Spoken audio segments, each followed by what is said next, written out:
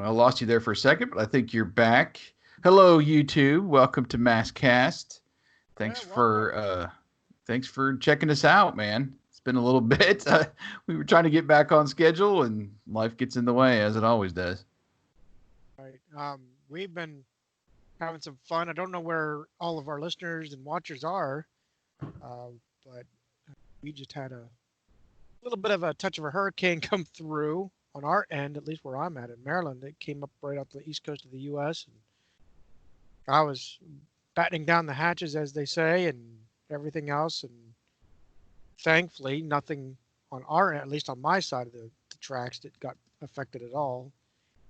But those a lot closer to the coast kind of got a lot more pummeled. So hoping our watchers are not part of that crew. Yeah, yeah. Hope you guys are staying safe from all the virus stuff as well. Yes, As please. we are months and months into this. Hopefully, it will subside a little bit as winter gets here. At least that's my hope. Yeah, really. But yeah, we're it's business as usual still for me. It didn't really affect me as far as my work goes. I've been able to work at home a little bit when I've had to, but I'm mainly at the office each day still, and uh, businesses.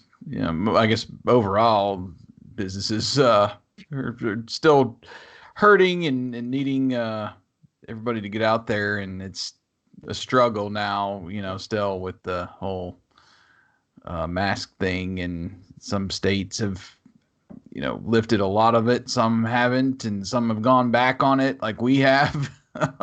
So it's interesting times we live in. And then there's the school side of it too. Some Yeah, schools are being still just going to do it all online.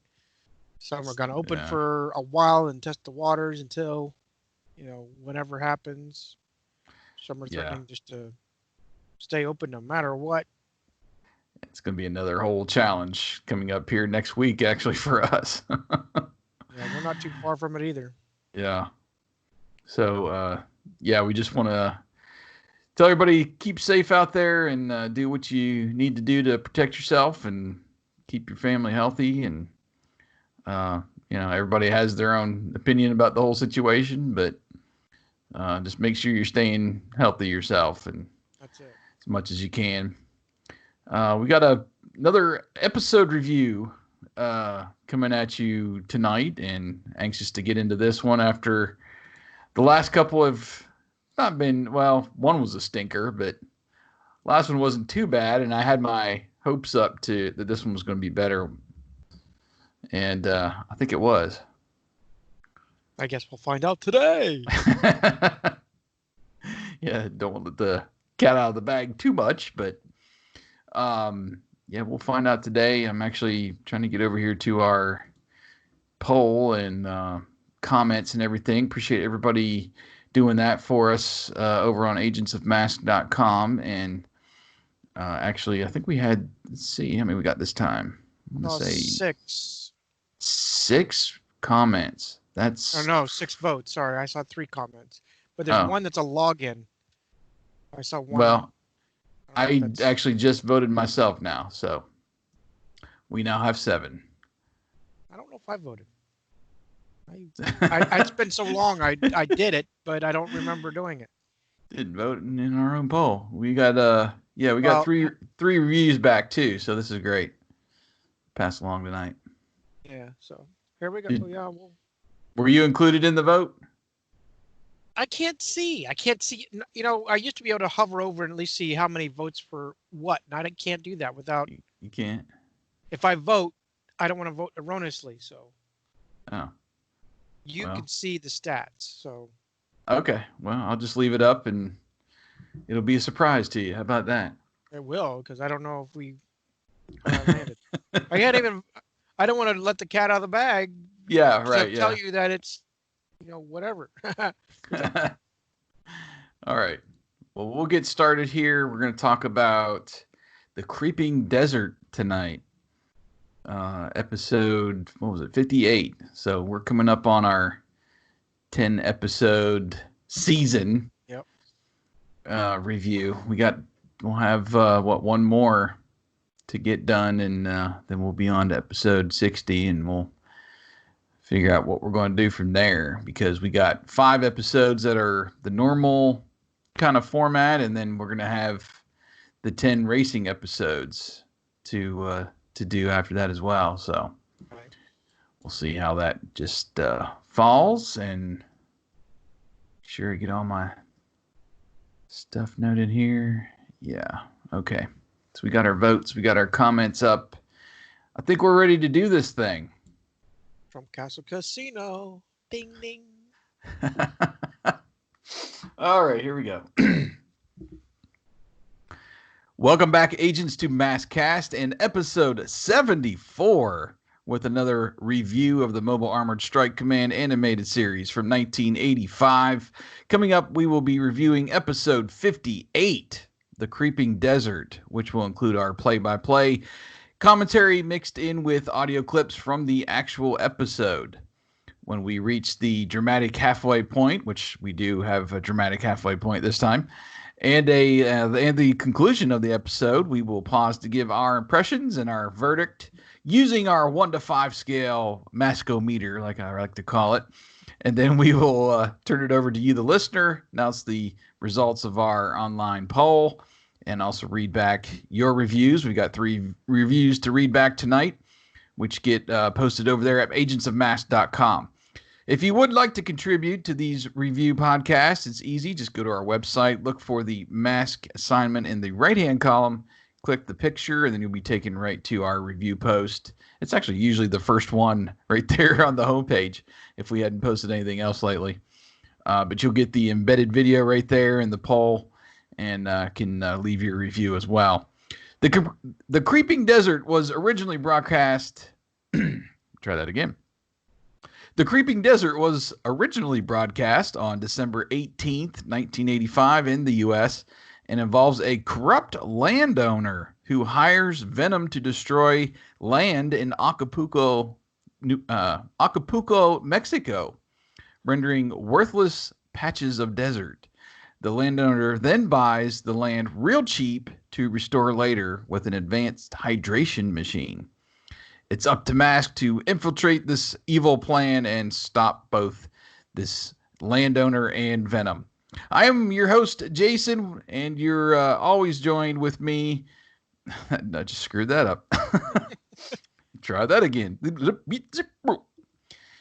I'm Jason, one of your hosts of MASKast, and with me, as always, is my longtime friend and fellow co-host, the Emperor Cruelus to my Quest Star, Wyatt. Are you ready to harness the power? Again, you're getting really dug in there. I can vaguely think of Questar, but I cannot place where that's from. Those are the main characters, good guy and bad guy, in the short-lived cartoon and toy series Dino Riders. Oh, geez. I remember watching it, not a lot. But I remember it because they'd have like the kind of the technical suits for the dinosaurs that had guns or rays. I can't remember. It's been so long.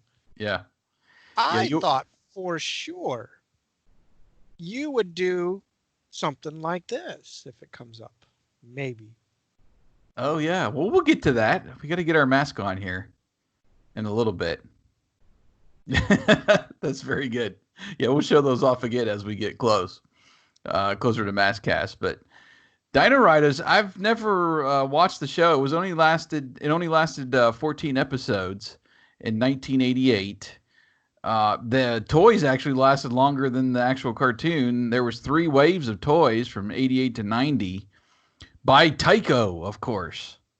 Remember those commercials with the slot car tracks, right? I lost your audio. Did you mute yourself? I somehow did, not intentionally. Okay. But man, I missed that Tycho, of course. Another one, bear with me. Another one came to mind today. Uh-huh. You might remember it. I don't know. I can't find the audio yet. But do you remember the old STP spots we used to listen to? Is your car hard to start? Does it suffer from a loss of power? Oh yeah, Get new son of a gun from STP. Drive a better car. that's right. Yeah, they were doing the crazy stuff with the dude's voice. Yeah, Yeah, yeah. I remember It just that. hit me today. Of all things, I'm sitting in a conference watching a radio test procedure going through, and of course, it's it's virtual death by PowerPoint. So I'm sitting there, and all of a sudden, they use an acronym STP. Oh my mind decided to shift gears and go, why do I know STP besides the brand? And then the commercial started playing in my head. I'm like, oh man, I got to write this down because. Yeah, So you'll for those forget it that later. may not follow us on Rita's, particularly Memory Jogger, we talk about our radio days, and that's something that keys in on me. I'm on at least a 2-year tunnel vision, if you will, on radio, and Hmm. things are still churning in my head, and that just happened to pop in the other day or yesterday, today. So All right, back to our yeah, regular schedule yes, yeah, program. yeah. Sorry. No, it's fine. I never got into Dino Riders. I was doing a little research on this show, and man, the voice cast is pretty tremendous in here. We've talked about Jack Angel before. He was in, I think, one of the episodes as a particular character.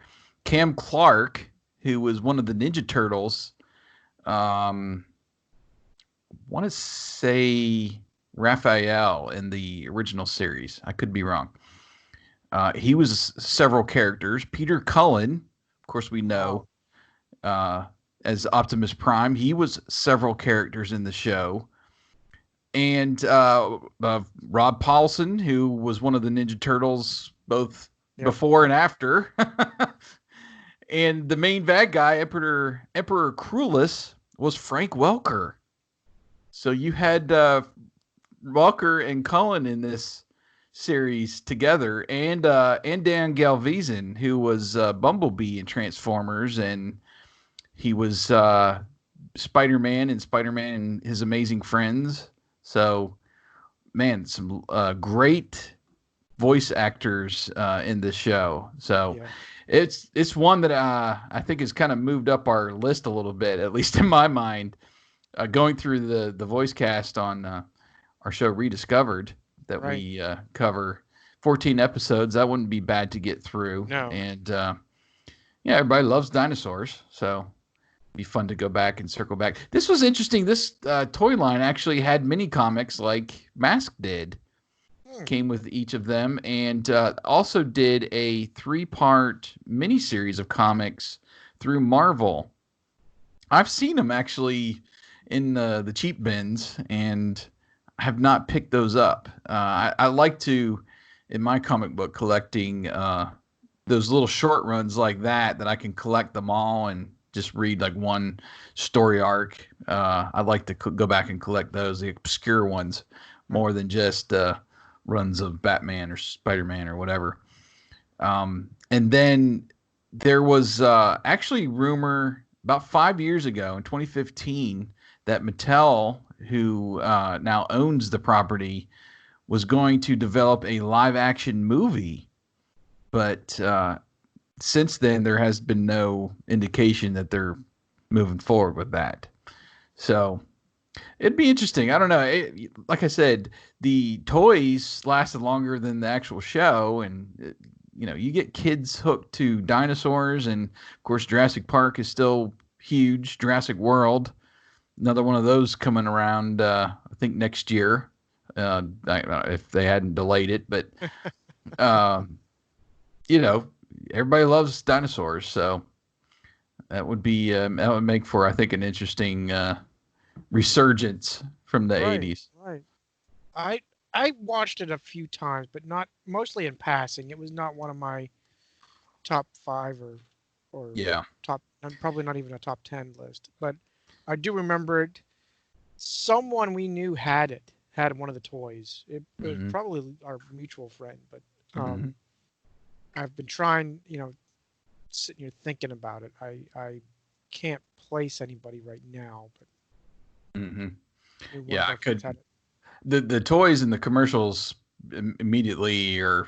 I'm like, oh yeah, I remember those, but I can't remember any specifics around who had them or if I had ever really interacted with them back in the day when they were first released. So, but that's we'll put a cap on Dino Riders here, and we'll move on to get your mask on. And as you alluded to, we can lead off with this. Our friend Kara Wack, who is doing the fan comics Mask 85, 86, put a little note out there. This is several weeks ago now. That hey, you want to become a mask agent? I'll do you up uh, some commissions, and he's been doing these for. I've seen a lot of people go by, fans that have taken advantage of his wonderful artwork, and I did this kind of without Wyatt's knowledge. Not This would even be kind of. It fun. was completely. I got something Yeah, for you, dude. this was fun. I basically gave Mr. Wack all of the specs for each character, and we'll start with you there on the left, Wyatt. Um, I said, of course, he's a Dukes of Hazzard fan, so let's do a General Lee scheme on his suit. So you got the orange and you got the red, white, and blue kind of striping there, and then of course Wyatt and his wonderful AM radio board that he has, the Amp Pro. So we got to incorporate something like that into the suit. And I think I'm trying to see here because I've got the screen minimized, but I think that's what I called your mask was the Yeah. Ampro. Yep. You called it And Ampro. you've got the little UV meter on the Or mask VU. itself, or VU. Yeah. VU meter. I'm sorry. Um, and then he went for the like board on your arm, like Alex had. I Yeah. didn't even give that to him, and he just went with that. I gave him a picture of, hey, this is what his little board looks like, and I want the VU meter up there. But he added that to your wrist, and I didn't even know that until I saw the picture. I was like, oh man, yes.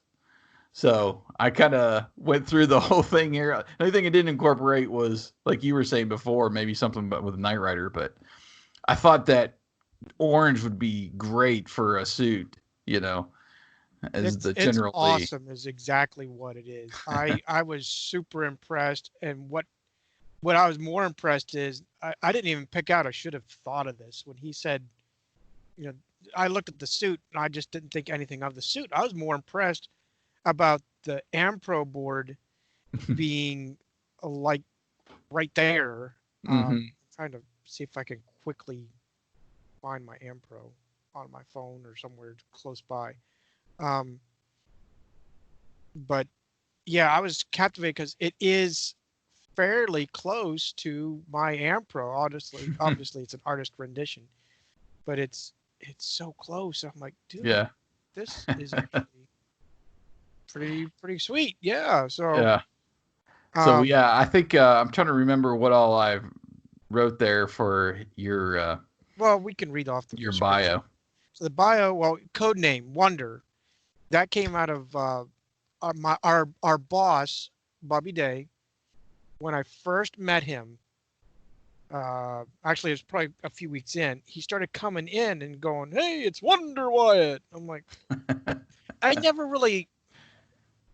I don't want to get opinionated here on our show, but I just didn't like it because I thought of it as a different.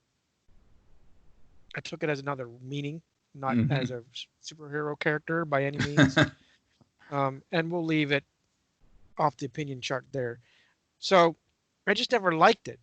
I have used it off and on in other entities, but not. It was just something that didn't stick. At least in my mind, it didn't stick. Hmm. So anyway, the bio is Agent Bloom's mask, Ampro, has become a favorite among the mask team. Not only because its ability to tap into audio frequencies within 10 miles makes it considerably easier to anticipate Venom's next move, but because in a pinch it can send out an emergency transmission. So even if Mask doesn't get the jump on Venom, they know, yeah, they know help will soon be on the way. So Yeah. that is just awesome bio. And then Jason has kind of a Rax look. Yeah, I went for the Venom character, and I basically gave him a a picture of an old boombox that was like the black one with on the side of the mask where my ears are the speakers actually for the boombox. And I said, "Here, just work with this." And he came up with this wonderful. It's like a black suit with silver trim and those red, blue, and yellow colors mixed in. Just made it great. I was trying to find a good picture of us to for him to do the head sculpt, and that worked out. I said, if I'm going to be Venom, and I got kind of the goatee here, so I'll find a picture with me wearing sunglasses, and then I can get the Rax vibe. And then yeah, I wanted a little antenna, like a telescoping antenna to come up out of the back of the helmet, like a boom box. And he just knocked this one out of the park. And I'll let you read the bio there for me. Okay. So his code name is Retro. It's very fitting. With his mask, the Ghetto Blaster. Obviously, his vehicle is Frontier. The bio says Agent Gross has proven to be a real headache for the M.A.S.K team, and that's no metaphor. His mask Ghetto Blaster shoots deafening audio waves, which leaves Tracker's team discombobulated. If Retro is on the scene, you can bet that Venom most likely has the upper hand. So that was just Yeah, awesome. that worked out good. So I have some printed out, and the next time we ended up meeting each other, you're gonna get a print of yours to frame. I've got mine framed here. It's the first thing I did once I got those back, and I had a girl at work print them off. I was like, yeah, I got to get a frame, and so now I'm an official, Venom agent, which is great. Appreciate that, Mr. Whack. And I did want to pass along that we are working together. Hopefully, in the near future, as you're listening to this, we're going to make available Mask 86 in print form. I'm going to actually print them at my office. We're no huge industrial printer for comics by any means, so I'm trying to make them as affordable as possible. But we're just going to be for a limited time. We're not going to keep them out there because it's just going to be me taking the orders. Right. And we'll try to do our best to accommodate our fans overseas. But for the time being, the first way you'll get to order that will be through the website, and I'll have a link up there. There's your board. Yeah, And that's what I was looking for. This is pretty close to what Jason and I worked at. I think our model was the 8 channel, not this 10 channel. Okay. You can't see it on. So you got the upgrade. I do. I didn't want to interrupt Jason much, but I just wanted to show. And he says it's little. You can see how big this board actually is compared to my son, who's 8, and this is a 5-foot, I think, table, and it's like 45 inches, wide. Yeah, So it's a beast. It is. And I still have yet to even power it on. So I'm praying whenever I do my beta test, or actually I call it my alpha test, I'm praying no sparks fly. Yeah. We'll keep our fingers crossed. But yeah, I just didn't want to pass that along, and we'll have more information coming once I get all that set up, and we'll be blasting out the social media when you can go out and get those comic books, because I know a lot of people, he's already been showing them off, and I sent you some as well. You did get those, right? You never got them? Oh, yes. I had to remember what I got. I haven't opened the package. I got it, and I've been so busy I haven't. Okay, it's right here. I just wanted to make sure you got it, but yeah, he's been showing them off to some of his friends, and I've seen people, hey, I wanted my hands on a set of those comics, and I we'll still make think them we need to. available. But I still think we need to commission him for our movie, just to turn it into comics or something. yeah, well, I did a little commission project for him for another thing I'm doing. But yeah, his work is so great. It's just perfect for the style and the just his drawing of the characters too. I mean, I think it fits perfectly. So, Yeah. um, Mask 86 be able to get some physical copies soon. So stay tuned to that. One more piece of news I wanted to pass along in Get Your Mask On was since the last time we recorded, Mr. John Cena, the professional wrestler, the star in Bumblebee, or one of the stars in the Bumblebee movie, who played Agent Burns. He's also been in, I think he's in the new Fast and Furious. He posted a mask logo on Instagram, and many people thought, this might be a little, inside message or something that maybe he's hinting at. He's negotiating to be in the Mask movie. Maybe we'll finally get some more announcements around that. Again, my hopes are low. My hopes are high. My anticipation is low that this might actually work out. But I don't know. I thought that was interesting that a lot of people, were speculating when he signed on for Bumblebee and he was Burns. There was the Agent Calhoun Burns in Mask, and wondered if that was him and if they were going to try to cross it over. Well, I guess it might be possible now, but we shall see. I thought that was an interesting little tidbit there. So that's all I have. Anything else for you to pass along to everybody? Oh, I got to show you guys something. Yeah. Check out what I picked up at Walmart yesterday. Oh yeah, He-Man and Skeletor back on the shelves. It's not focusing showing very well. Maybe push in a little bit closer to the camera. Not that close.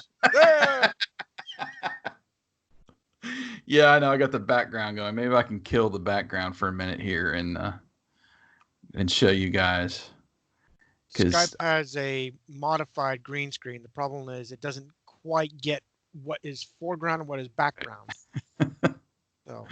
All right, I'm getting over to my settings here so I can show you. But yeah, so I knew it was coming, and it seems like we're getting a lot of reproductions lately of some of our favorite toys, and I always say to myself, I'm going to see it, but I'm not going to get it, just based on the fact of these things cost a lot more than they did back in the day. But once I saw He-Man and Skeletor here, I had to buy them. I mean, they're glorious. I have a few of the original collection. Don't have He-Man and Skeletor, but the accessories are great. He-Man actually has, check this out, he's actually got a slot in the back to hold his sword for once. Well, that's ingenious to think about, right? He always had that in the cartoon, never had that. We would try to fit it in the back, like Skeletor here, has his armor, but they actually did that. And another thing that they did too, I was trying to remember back in the day if they did this or not. I had, some Master Universe toys, but so they each came with the sword. And remember in the comics, when you joined them together, it became the Power Sword. Well, they've got a way to snap them together in the new toys to make one sword with the silver and the purple swords you get with both characters together. So I thought that was pretty neat that you could do that, and based on the comics than it was in the actual cartoon. But pretty neat. I'm not in love with the heads, the sculpts. He-Man's got really blonde hair, and Skeletor looks like he's hungry. He's got his mouth hanging open. But the articulation on these are incredible because back in the day you could basically move an arm and the legs went in and almost like in a twisting motion. They weren't really posable at all, but gosh, you've got wrist and elbow, shoulder, knee, ankle, feet. I mean, then the hip twist. The head can move all around. The heads didn't move back in the day. They would pop off once in a while, but and they come with a mini comic. That's what sold me too. I was like, oh no way, they're actually putting the mini comics like they did back in the day too. So it's just one of those things. I probably when G.I. Joe comes rolling around, which that's supposed to come out, I think, in October this year with their retro line. I'm going to be in trouble again. There's so many things that Hasbro's doing. I'm just waiting for them to give us some M.A.S.K toys. Let's redo those. Come on.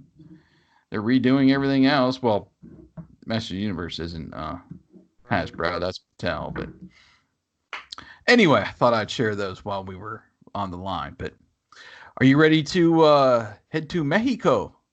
I'm ready to start the MASKast. We quickly fade up to a blustery scene at the Tracker Mansion. Then we zoom in on Scott and T-Bob, where Scott is hoping that his snowmobile mod on T-Bob will get him an allowance. It's actually more of a snow blower, but initially I thought it was a snowmobile when I was looking at it at first. A shivering T-Bob, right there's another emotion, I guess, humanoid thing. Stammers to reply that how could it work in this cold? Scott pulls the pull start, which is kind of funny to see a pull start on T-Bob. Yeah. And off they go with T-Bob complaining that heat works while Scott just sits around. Inside, we see that Gloria has invited Matt to someplace warm by the pictures that she sent. It's a beach, at least. I can't make out much else. Mm-hmm. However, Matt has promised Scott he'd go skiing. Gloria begins briefing him that the weather was fine. However, it's now like vacationing in Saudi Arabia. Now the duo walk in while Matt asks her to be more specific. Here she states that everything has dried up to sand. T-Bob pipes up. I thought this, I'll get to it, but it sounds like they spliced it bad or they timed it bad. Oh, really? I didn't notice. For me, anyway. It might be something else, but it just sounded like a bad splice. Anyway, he pipes up, but he asks Saudi Arabia. He thought he was going, or she was in Acapulco. So no wonder she's upset. She's on the wrong vacation. I thought that was good. I'm sorry? I thought that was a good joke. I thought it was. It was decent. Matt states it sounds like a weird ecological disaster. He states he tells her to hold on to the photos and he'd contact her later from the transport. Now our duo asks Matt if he's going to investigate, with an excited T-Bob begging that they should come, which is odd. T-Bob usually doesn't. That's right, yeah. So as well as Scott saying he'd do anything for some heat. Well, Matt sighs, saying that he supposes the desert is no real danger. So, of course, Scott yells, "Yay!" with Matt insisting he get his chores done first. Then we see T-Bob dripping wet, and then they both again shout, "Yay!" And this is where we pan right down the hall to Matt's computer room with Matt asking for the call-up. Well, you missed a hilarious part, to me at least. Right here when so they're excited to go on this trip, and T-Bob starts leaking water from having all the snow blowing, and he looks down and he looks like he's embarrassed, like he just kind of pissed himself. Right. I guess I didn't really pay much attention to that. And then he just kind of shrugs it off and gives Matt a thumbs up, and I don't know. I just thought that was funny. I mean, like you said, they always give him the human characteristics, but making him, kind of embarrassed that he's dripping water, Right. like he wet himself was I guess I just pretty funny to me. didn't notice it or didn't take a big thing of it. It was a pretty good intro. Like, there's a fun, well, there's some great shots throughout, but the fireplace shot was great. I think we've actually seen something like that before where you're almost inside the fireplace looking out, and as Matt's on the phone, or before he's on the phone, I think it was. But anyway, Mm. I thought it was fun, and we're getting, right into the call up here. I mean, it was really quick this Yes, it episode. was. So, yeah, later on in Matt's adjoining office there, he asks the computer for the best agents for the mission. No real input here like he's done before, but the computer selects Jacques Lafleur and Volcano Van, specializing in natural disasters. Jacques is whittling a horse from some wood, and he gets the watch beep, which was the correct sound this time, right? And Yeah. he Finally, they got it accidentally right again. he accidentally chops off the tail of his little horse he was carving with his knife, and he kind of shrugs it off. Then we get Alex Sector, the computer and communications expert, with Rhino, of course, and his expertise in botany and zoology is essential to the mission. Alex is teaching his Boy Scout clan how to flag signals, and he looks down at his watch, and of course, all the troops that are mimicking him also do the watch motion, as one boy asked another if there was a signal like that they just did, with the watch. Right. So that was fun. And then we get Gloria Baker pre-selected, of course. She's already there in Acapulco. Matt tells the computer to assemble, and we cut right to Boulder Hill. So we get the Boulder Hill. We get this conference table, or I don't know, war table. What have you been calling it? I think I Can't just been remember. calling it the Situation Room because that's where they Yeah, really do the briefs, just like my image it's back just here. like behind you. Yes. Uh, Alex says to Jacques that he's always concerned. He's always considered Acapulco as a vacationist's Eden. Jacques agrees that it's strange and there's no reason it should start drying up. Matt thinks maybe nature is getting some unnatural help. And he turns his head to Alex and says it's time for M.A.S.K to get going. And we get the table rising up. This was real quick.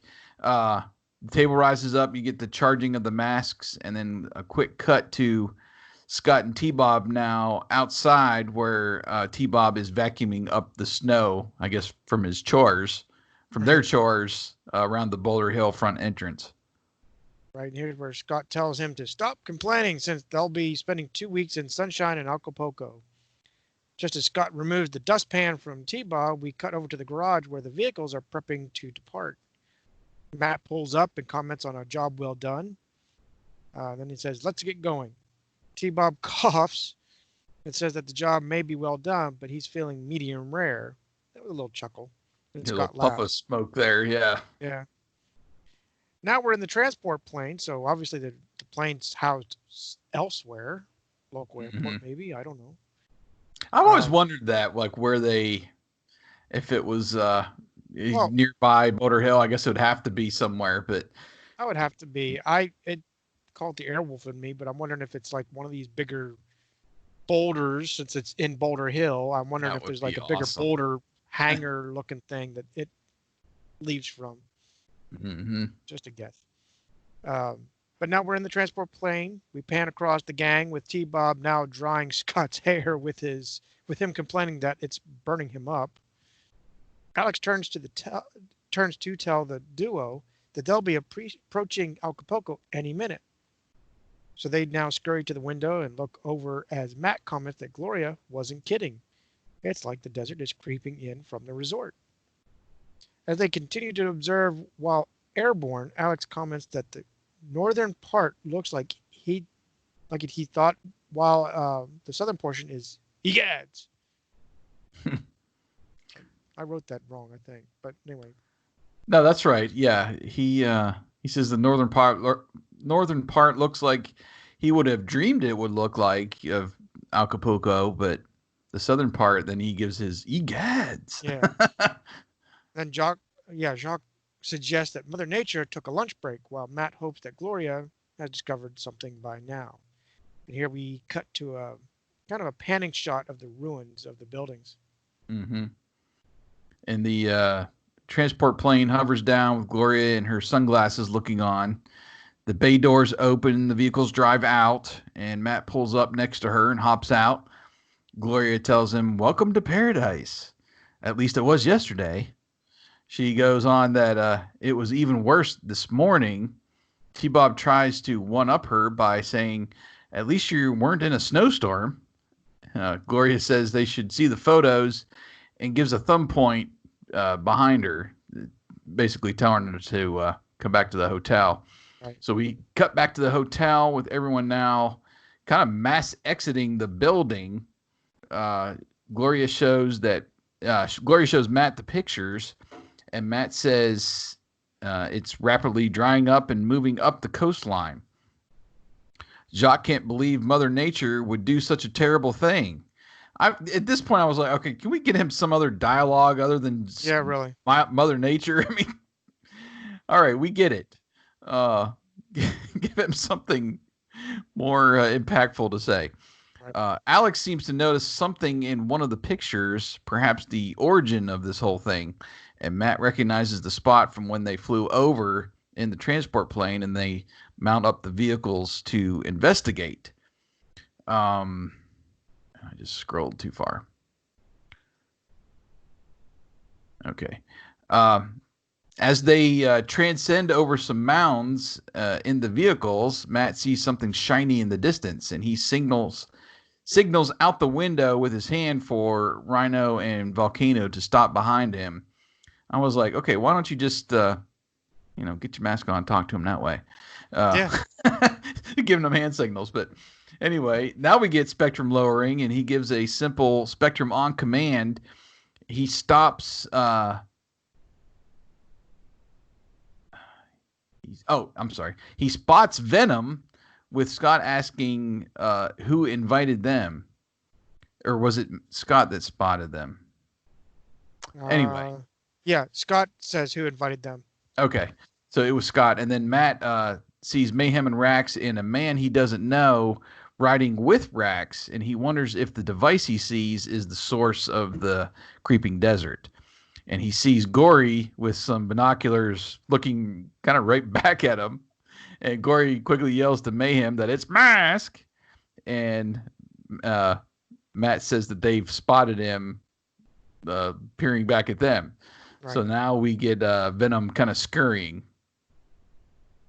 Right. The gentleman, which we don't know his name at the moment, but the gentleman says his job is half done, with Miles replying, "Don't worry," as he instructs Rax to get the dehydrator, is what we're calling it. Mm-hmm. Then he commands Gory to run interference. Miles and Nash get into their vehicles with the masks being put on. Then we cut to M.A.S.K with Rhino in the foreground and lowering the gun stacks. Kind of a cool, and I'll call it an interesting sound. I don't know if I liked it yet, but it was still a different sound. Mm-hmm. I don't know if they've used that before, that sound effect. I mean, Volcano transforms as well as Thunderhawk, which is obviously a reuse, but it was a good animation for Thunderhawk. Yeah, it was a rehash. Yep. We see V.E.N.O.M come over the rise, then back to inside Thunderhawk with Matt saying, "Hang on." So T-Bob replied, "Do they have a choice?" A very clever shot is made with a kind of grappling hook just after Outlaw transforms. Volcano pops into a ski mode with the bowling pin-like items lodging into Rhino's grill. A quick steer with Rhino sends Outlaw into a spin. Mm-hmm. Back at the dehydrator, this guy tells him to hurry up, with Rax shouting instead of complaining, "Help me out." Switchblade launches a missile at Thunderhawk, but Matt is able to dodge and help guide it into the ground near the dehydrator, which sends both it and Rax flying. but landing on the Piranha bike instead of off of it. Conveniently, yep. Yeah, it's usually the other way around. That's right. Volcano's turret laser is going to town on Outlaw, but it gets a good shot and sends Volcano spinning off a cliff and stopping just shy of another. Jacques seems to faint or take at least a breath here, but then the van begins to slide and we see the large cliff overlooking a river, perhaps an ocean. I kind of speculated there. As he comments that he doesn't like the look of this. We now see Outlaw speeding towards him with Nash laughing. And that leads us to our dramatic commercial break. I was trying to remember that harpoon gun from Outlaw. This might be the first time we've seen this in the cartoon. I think it is. I don't remember seeing it. Yeah, I had not remembered seeing that before, but it was nice, that they used that. Basically a short toy commercial there, Yeah. Exactly. It was kind of weird seeing Mayhem in his outlaw get up, his mask and jumpsuit, and flying switchblade. I could not understand that why they would even do that, except that they needed to push the mask or another character to sell. I mean, obviously Outlaw was on scene, and then later in the show, he actually is riding in it and hops out with the other man at that one point. But it was just weird that they paired that up together. I don't know if that's happened before, but I was pretty much happy with the first half. I could say I loved the first half of the episode. I had my Maskometer did not move an inch. I'm still at 5. Yeah. Wow. Of all people. Of all people. Yeah. It could be just coming off those last couple episodes like I was hinting at, but had the traditional call up. Matt didn't give his, normal input that we've been used to, at least in the last, probably dozen or so episodes, but we get the war room scene, we get the abbreviated M.A.S.K charging scene, which is still nice to see every once in a while. We don't get it each episode, but it's nice to have that come up. Some really nice setup shots, like I mentioned, the fireplace, the transport plane in the clouds was very great, and just the landscape of the desert around the hotel, just some really good setup shots, I thought. It was let's see.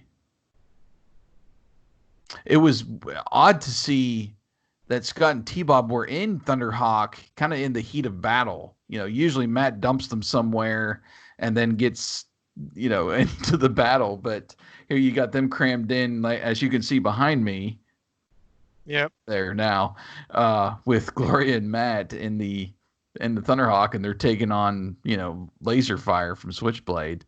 It is a Camaro. They gotta at least have some reality that it is technically a sports car, not your everyday go to church, 4-doors. right, yeah. But I don't know. It just added an element of danger there that I don't think we're used to, as they're battling it out. Scott and T-Bob were doing their thing, but I didn't think they were too intrusive in the story. And they were, very quick to get into and call up the agents and everything. So it wasn't like you had this big, long story of them shoveling the driveway or snowblowing the driveway and all that. It was just, boom, they're here. Yes, we want to get out of here and get into someplace warm, and they're on their way. So I think they were used pretty well in the first half.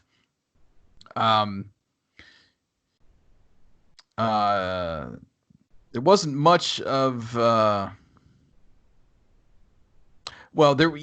wasn't really much of a mystery left to solve. A lot of these episodes we'll get into it, and there'll still be some kind of unanswered questions. We don't know who this guy is at this point and where they're going next or why he's involved yet, but we know Venom's on the scene, and kind of the gist of it. They have something, this machine that they stumbled onto, as they had this battle in the first half, which is rare to see, a battle this early too. Right. That's just, I guess kind of why I was really in love with the first half of the episode was we're getting the battle and you're getting a lot of action that we usually have to build up and build up and build up and then hopefully it pays off at the end. That's it. So it was just kind of rare to have that battle in there, but it was great. Uh, and it was, Venom being involved with the drama too. How many times over the last, I don't know, 10 episodes was the drama kind of self-inflicted, Yeah. you know? Right. Uh, so this is a real dilemma here where you've got Volcano almost falling off the edge of the cliff, and now you got Outlaw barreling towards him to shove him off the cliff. I mean, can't get much better drama than that at the break. So the only thing I left to say, I just at this point was hoping they haven't used up all the good stuff in the first half, that they were still, the episode was going to continue on and live up to what I was at a really high point, in the first half. So what did you think about the first half? Well, I was loving the animation. I um, enjoyed that they finally brought back the correct watch alarm. Um, they included the situation room. It's like you said, it's always a plus. Um, a very good storyline. It had a lot of good suspense, a lot of battle, like you already commented. It was very high paced action. Kept you at least engaged on the show. You're not like, oh, geez, I gotta watch 10 more minutes of this, or whatever. We get a little bit more airtime with the transport plane. Not a lot, but a lot more than just the passing shot like we Oh usually yeah, see. inside the cockpit and everything. That was great to. And you saw Alex flying. I think he was the one that was flying the Yep. plane. So, yeah, any little detail like that is great around the transport plane. Exactly. Um, I commented that the duo are fairly reeled in. They're not obnoxious and they're not rolling our eyes every 2 seconds. They were actually pretty decent. Mm-hmm. I kind of like the snow blower mod on T-Bob actually. Um, Yeah, at one point I think it was when he had like I assumed it was like a filtration system that he emptied. I'm like, wow, he's really thought yeah, this through. that's it. Um, like you said, the suspense of of the the cliffhanger, literally, with Outlaw just barreling at him. I mean, that was just awesome. Um, I actually marked it down a slight bit. I Mm-hmm. marked it down to a 4.5, and for two reasons. I wasn't quite thrilled about the hill animation that they did because it looked too cheap just to go up and down. Yeah, And they moved yeah, it closer up and down. To me, that was a little cheesy. Um, I They were probably trying a new angle and trying to make it look more than what it was. And again, I'm looking through adult eyes, so maybe I'm thinking too hard on it. But it just looked too. yeah. You had a better animation elsewhere. Why'd you have to cheat in it right here?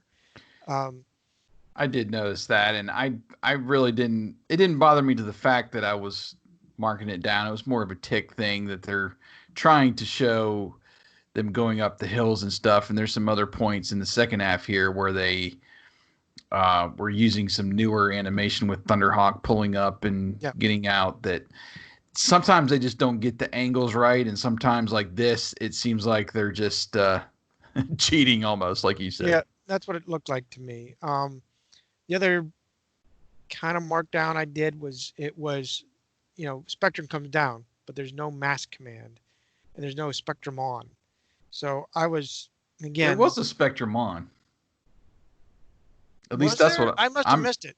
I'm pretty sure there was because I had it written down. Okay, There just wasn't okay, anything specific about Spectrum. It was just Spectrum on, and he maybe was that's what I using meant. that Yeah, there was no true like to command see like in the Spectrum distance. analyzer Yeah, or Spectrum something. yeah. Uh, so maybe that's what I meant. But It's the all powerful mask it anyway. So is. yeah, It knows what Matt wants it to do. But seriously, I mean, I still marked it down a little bit, not a huge bit. This is like you, it's far and away a better episode than we've had for at least 2 or 3 rounds. So, Mm, um, it's pretty good, and that yeah, brings us out of the rating and out to Outlaw. that's right. Gory is still barreling towards Volcano and Outlaw. Jacques guns the engine there, but he's still stuck on the cliffside there. I guess saddlebagged or something. Just can't get that thing out of the way. Excuse me. And just before the collision happens, Rhino appears using the stack gun to shoot out a tire on Outlaw, which causes Gory to swerve and go over the cliff into the river. Uh, Rhino then pulls alongside Volcano, and Alex rolls the passenger window down and gives Jacques a quick thumbs up there. And now we see Switchblade overhead and drops a rope down to Gory, who says, "This is no way to see Acapulco." And after pulling him out, this was ridiculous. I don't think we've ever seen this before. But so he pulls him out with the little rope that drops down from Switchblade and converts to jet mode and flies off with Gory in tow. I mean, I would think wow. instant whiplash or He smacking would the bottom of Switchblade or something. he would have been in the ride of his life there. But anyway, we now see Thunderhawk pulling up alongside the two mass vehicles, and we cut back to the hotel now. This hotel is now lush and greenery around it, and appears that everyone at the other hotel is now trying to check back in. Right. And Matt says this hotel should be safer with Venom around. I was going to say, if he can book a room, he might have his wallet open there to get the presidential suite or something. That's it. Make sure he's got a room there. But Matt says the machine's effect seem to have stopped here, while Scott asks him why does he think Venom is doing this, and he tells him that that's exactly what M.A.S.K is going to find out, and it gives him a little wink. And T-Bob says he wishes Venom would find a way out and just keep going. Yeah. Little roll my eyes there, but still was not irritated with T-Bob in this episode. And then we get this awesome focus to blurry shot of the hotel, which takes us to Venom in the forests above the hotel. Right. And we see Outlaw and Piranha pull up and quickly. Wait, what? Outlaw pulled up?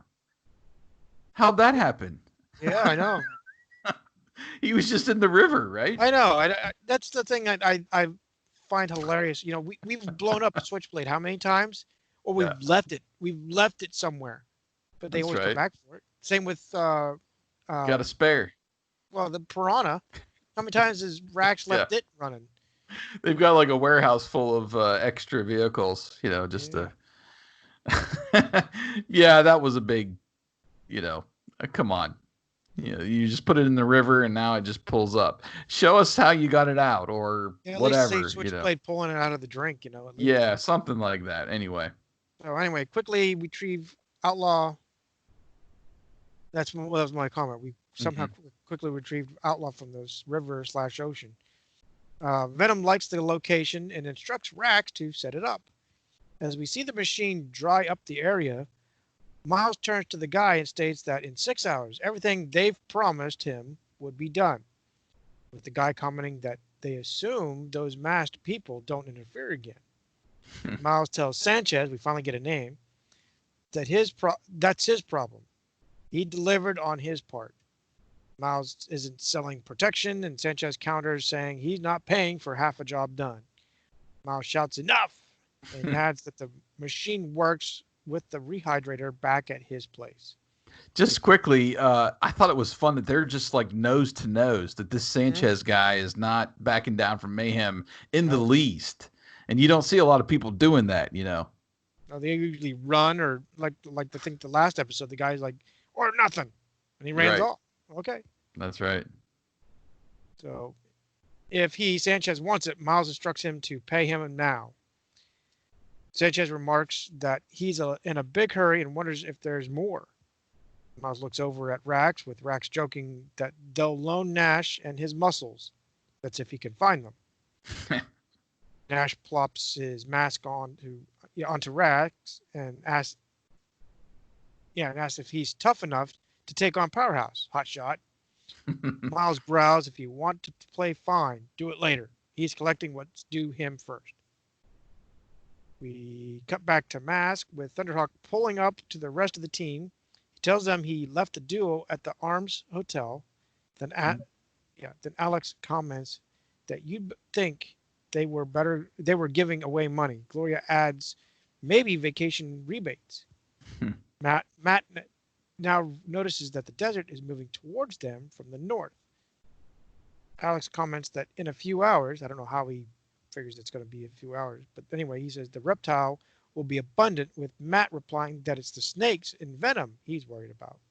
Now we cut to the inside of the Rhino Command Center. Yeah, it was nice to be back inside here again. And Alex shows a map of the entire resort area, and analysis shows if the desert continues to approach, Acapulco will likely be the Sahara Desert in 3 hours. And Matt notices that according to the calculations, the entire resort will not be affected. These are some fun shots here of Alex kind of reflecting and the computer working on the screen. You know, I did like this, how they animated that. Alex agrees it'll be short about 2,000 feet. And Matt tells Alex to check out what won't be touched. And he says it's the Arms Hotel where Scott and T-Bob are now. So Matt asks about the owner. And when his picture is brought up on the screen there on the Rhino computer, Jacques, of course, recognizes him from earlier. Alex says his name is Jose Sanchez. And Matt figures he has plans to be the richest man in Acapulco when he buys up the worthless properties. Gloria doesn't get it right away, but Matt tells her if Mayhem can make a machine to turn the earth into desert, and he kind of stops short here, and Jacques completes the thought that he can make a machine to change it back. And Matt thinks Scott and T-Bob could be in danger, so he sends Jacques and Alex after the machine while he and Gloria go back to the hotel. Thunderhawk converts, takes off, while the other two vehicles drive ahead forward. And we get back to the Arms Hotel. Scott and T-Bob are headed to the pool. T-Bob wishes Scott would remove his intakes from his feet, that his arches are killing him. Scott tells him it's okay, that he looks better now that he's taller. Scott kind of stops short, though, and T-Bob runs into the back of him as he sees Switchblade land nearby. And Scott recognizes Mayhem and wondered what he's doing here. T-Bob says, I don't know, and I don't know, and he wants to go. Well, Scott tells him they can help, and he turns T-Bob around to use his radio, and he tells Matt that Mayhem has landed near him, and Matt tells him that he's on the way and tells him to stay undercover. Scott tells him, you bet, over and out, and he says to T-Bob they can hide in the trees. Well, T-Bob doesn't think that's what Matt meant by, staying undercover there. Right. But he's dragged by Scott anyway to the area. And then we cut to Mayhem with Sanchez telling him he'll get his money as soon as he gets the rehydrator machine. Mayhem assures him in 6 months it will all grow back just like it was. And we get this wonderful laugh by Sanchez. It'll be better than before because he'll own all of it. He was almost kind of stealing Mayhem's thunder here, but Mayhem says, you get the money. I was like, well, I thought he had it. He's holding the briefcase. What else could be in the briefcase? And he says he'll get the machine, and then they'll meet at Switchblade. But Scott wants to stop this whole transaction from going down. And then we cut over to Rhino and Volcano now. Right, with Alex stating it should be around them, with Jacques spotting it to the right. We cut back to Miles and Sanchez, with Miles saying, just like we agreed, one rehydrator. Sanchez hands Miles the suitcase, with the duo peeking out from a bush. T-Bob worriedly asks, do we have Do we have to get it with Scott saying it will make his dad happy? T-Bob sticks out his intake legs with Scott saying, now! He vacuums up the machine, and then Scott shouts, run, as they burst from the bushes. I think it's pretty impressive that, his snowblower is now like a super vac. Yeah, that's a powerful suction for sure. Yeah. They can pull that big heavy machinery towards them. So as they're running, T-Bob says that he should have fixed his legs. They don't work properly. Well, I Scott thought just said, T-Bob like jumped on the machine and was riding the machine almost at first, but yeah, apparently like that wasn't the case. That he was actually running Right. like behind it. Right. So Scott just says, "Come on, T-Bob," like always. Just then, he trips and snaps one of his intake feet. Scott picks him up as Miles chuckles. The duo brace themselves. Then they hear the jet engines of Thunderhawk while Miles is looking up as well. The duo breathe a sigh of relief, but Miles and Sanchez run off with Sanchez grabbing the rehydrator. Matt asks where are they, with Alex replying they are right behind him since they gave the dehydrator a permanent bath. Just then, a rain of lasers are seen and they duck for cover. We see Outlaw and Piranha approaching, with Alex replying to Matt that they cannot come to his aid since their hands are full, which is kind of funny. I know several times he's gotten into a firefight or something, and most of the time his mask buddies will come where they like intuitively know that he's in trouble. Like, that's right. Like Bruce is always like right there. That's right. But anyway, Matt replies that he'll try something here. So Switchblade takes off with Sanchez falling on the ground in a Jeep. Then Scott tells T-Bob, now, again, while bopping him on the head. It's like the trigger point. Bop. He sprays sand onto the Jeep, breaking the windshield, then causing him to steer out of control and into a concrete wall, breaking the wheels off of that Jeep. That's a pretty impressive smash. Scott is elated and says he's doing it as he jumps onto T-Bob, knocking him backwards. The sand is still spewing, which is now raining sand on them, and T-Bob quips that it's a regular sandblast. Ha ha. Yeah. Then we move on to Piranha. That's right. Rax is taking heavy fire from Rhino. He decides to take it head on, which is crazy, with his stiletto mask. This was not a good decision. And Rhino, of course, bumps Piranha with the battering ram grill, and Rax goes flying, lands actually in the passenger seat of Outlaw. He's been landing in some good places, at least this time. And Gory leans over and says he didn't give him permission to get on. They're chasing. Nash? I'm sorry, Gory. I meant to say Gory. Gory leans over and says he didn't give him permission to get on. They are chasing Volcano, and Jock uses his Mirage mask to make Volcano invisible, with Gory asking where they went, and they just drive off the cliff again in front of them into the river and kind of bob up to the surface, him and Rax. We now see Switchblade attacking Thunderhawk with Mayhem and his evil laugh. Matt says they can't get any closer to him, but Glory says, leave it to me, and she uses the Aura mask to redirect Switchblade into a palm tree on the ground. The briefcase of money breaks through the Switchblade windshield, and it starts floating to the ground. And about that time, the palm tree slingshot Switchblade backwards, now landing in the river right beside Rax and Gory, which was dangerously close. It could have landed like right on top of them. Rax wants a lift, and Mayhem just growls back, "Can you tell it doesn't move?" And he orders them to push it. So we then see Switchblade apparently able to float in the water, being pushed from behind by Gory and Rax. As we fade back over to Mask, we see Jock activating the rehydrator and tells Gloria it would be great to see this place again in a few months. And Gloria says back to him that she was just thinking the same thing.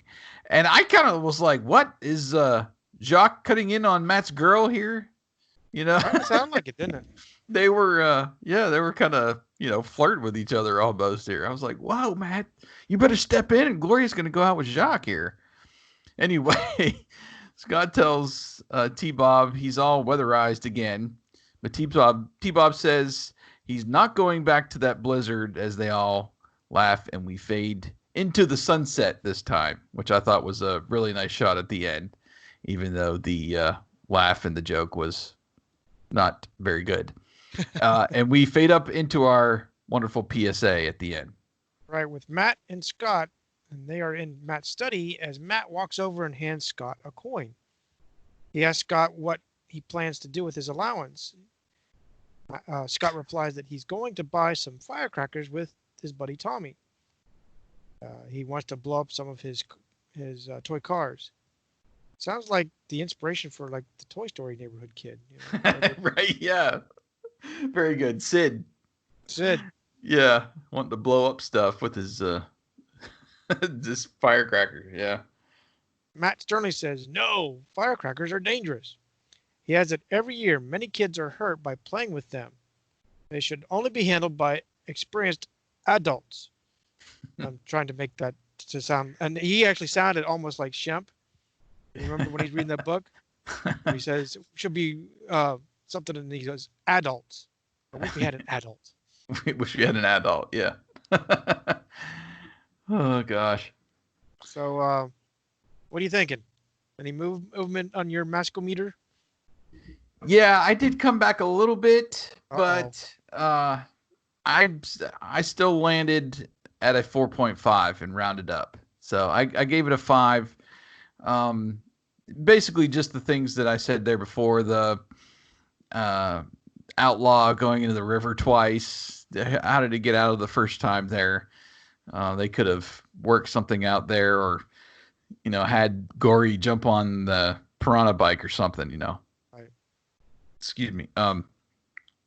But in the ending could have been better there with T-Bob's joke or something. They could have give him a better joke for going back to winter versus staying there, I think. But overall, very impressed with the animation.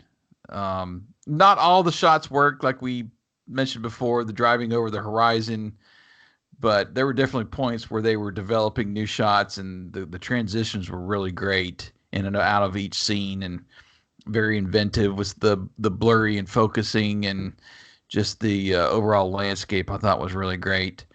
I think the story worked, but I kind of wish they would have captured Mr. Sanchez there too. They just kind of left him there. His Jeep has been torn apart, but it'd been great to capture him somehow and have him, arrested or whatever, just to kind of tie up the loose ends of the story there. But lots of, mask use in battle, that was really good. Having, like I said, we get to halftime, like, have they just blown their wad here?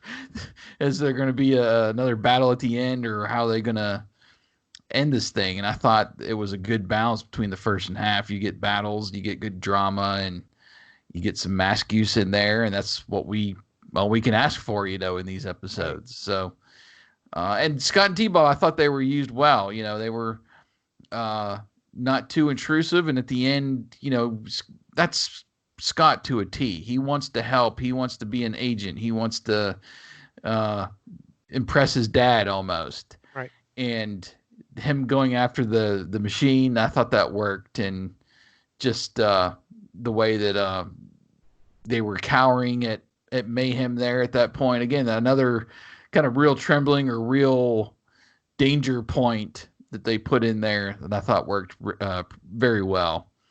The PSA didn't tie in, but they rarely ever do, it seems like, anymore.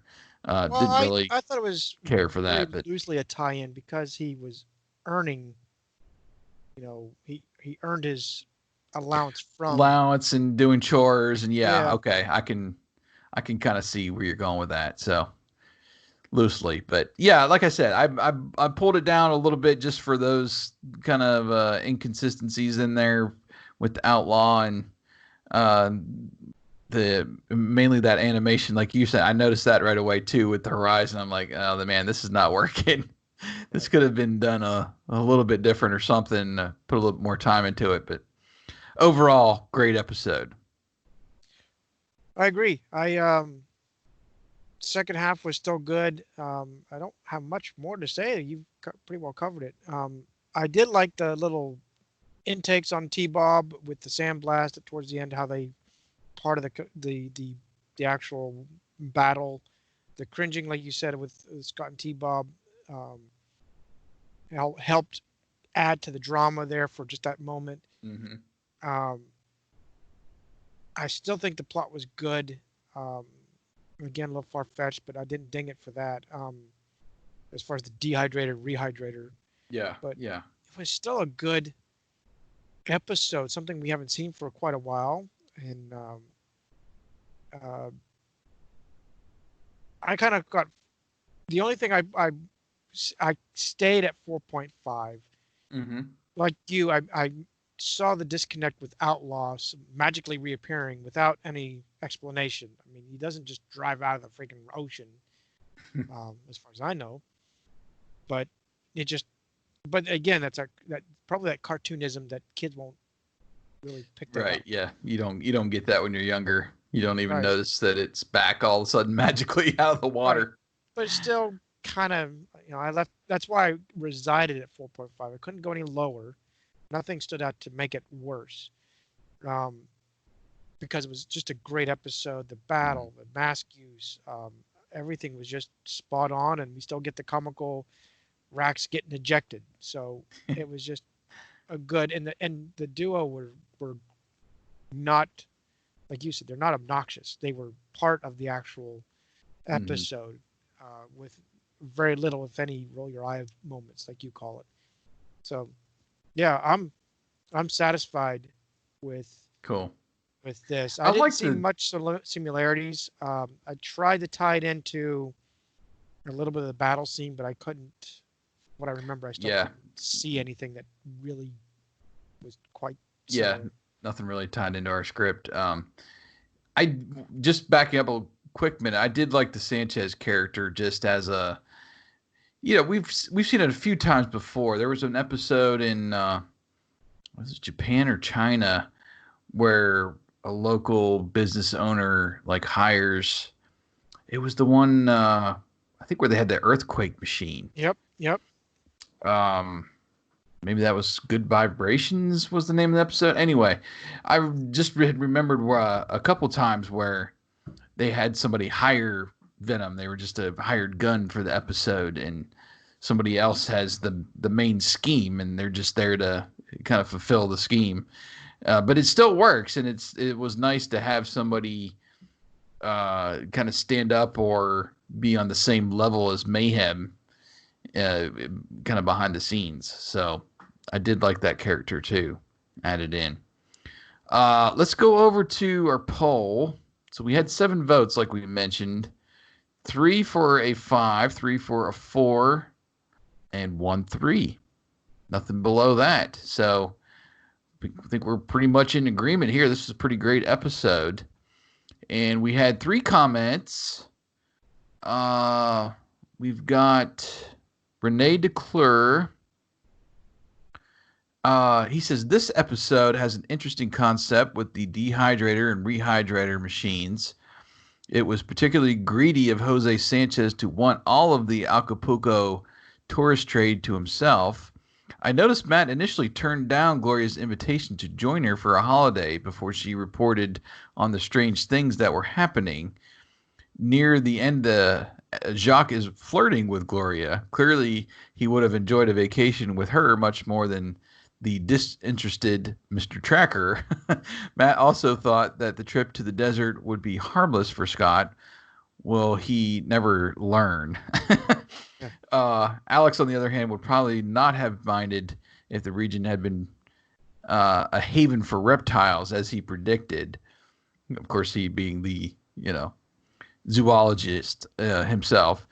And Renee says, a nice surprise to see that Scott's allowance subplot actually paid off during the PSA. I give this one 4 stars. So I think you're right. I guess that did kind of tie in there with the Yeah. allowance thing and Yep.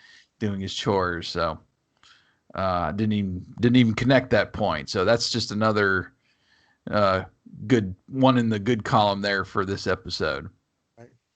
Then we got John T. Trigonis. Not a bad episode at all. I like the fact that we got to see a pretty wicked battle sequence between Mask and Venom within the first 10 minutes of the episode. The story seemed convincing. It was a little strange seeing T-Bob without hands or feet. My adult brain feels as though this was a contrived device by the writers, as I'm sure Scott could have found a few minutes prior to the trip to put T-Bob back to normal. So that was a tad annoying. And I don't know how Outlaw could have driven with no problem, or no trouble rather, or even water damage after the first fall from that Right. cliff into the waters below. Again, the adult mind at work trying to rationalize. But aside from those little issues, I actually enjoyed Creeping Desert quite a bit.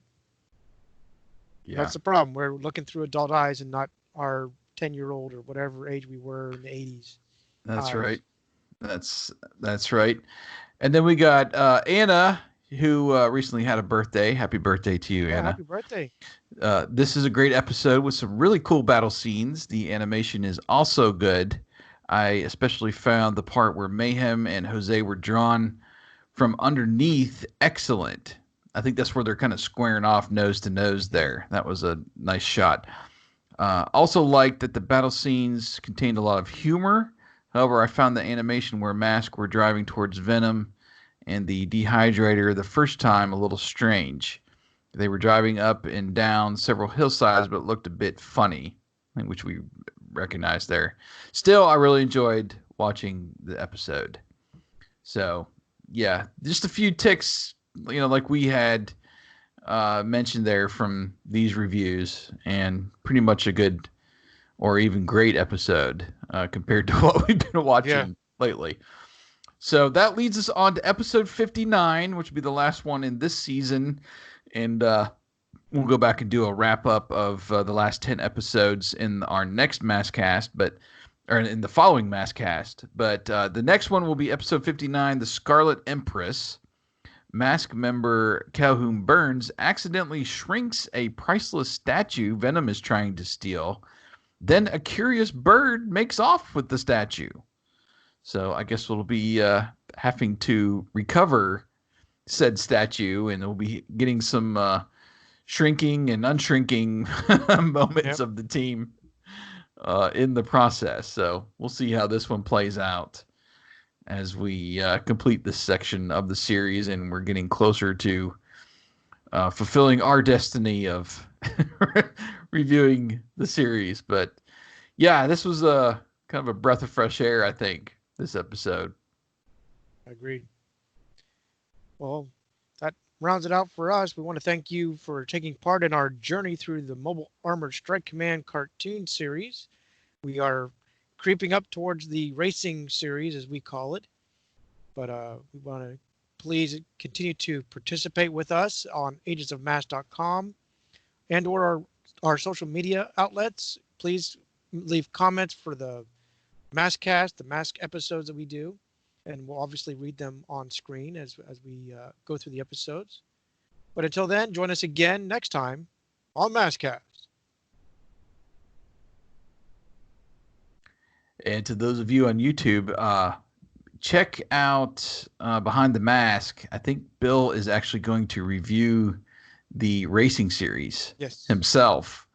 I have not seen if he started that process yet, but I don't know if he's. It was, I don't know. It was almost like he was going to put himself through torture.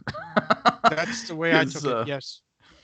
Yeah, I'm not sure if he'd watched those all before in a row like that, but I don't know. He still had the approach of it too. I'm going to give this another shot. So we're going to give it a first shot because I've never Exactly. watched the racing episodes, at least not in consecutive order like we're going to be doing. I want to say that it might be a continuing story almost, but I could be wrong. But that's coming up. Make sure you check out Bill over there at Behind the Mask on YouTube. Great stuff that he does. He had another interview I saw yesterday with the guy from Retro Blasting, and just he's the voice of Mask right now, interviewing people, reviewing stuff, and just being very consistent with his more consistent than us, sadly. But um, great job, Bill, and keep up the good work over there on Behind the Mask. Doing great. But I think that's all I got, man. Anything else Same you here. want to Just say want to before we thank you get out? again. Just want to thank you guys again for sticking with us. Like we said, we seem to apologize on every episode now. Um, uh, just life. That's what we've Yeah, said all along. This is a hobby, not our everyday bread and butter. We both are family people, so we have our kids and lives and school, and now with COVID, yeah. things are Just different adds as adds well. another element to it. Yeah, So we do strive. We work towards coming in at least every weekend. It may be a month of a weekend, but yeah, just thanks for hanging in there. Thanks for being a part of us. Thank you all our fans. We look forward to the comments. So if we get 50 comments, we'll take the time and read them all. So please absolutely. just um, participate, join us, and thanks again. Yeah. We'll catch you next time Yeah. on MASKast.